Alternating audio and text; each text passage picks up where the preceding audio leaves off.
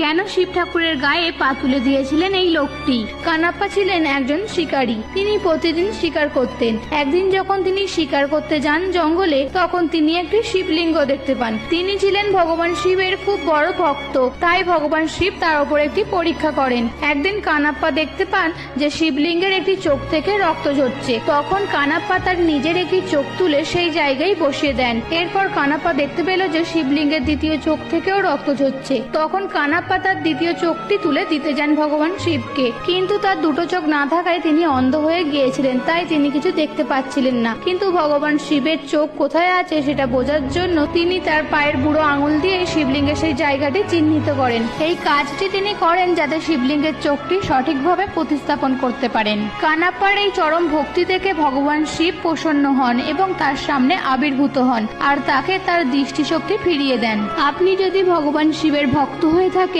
comment বক্সে হর হর মহাদেব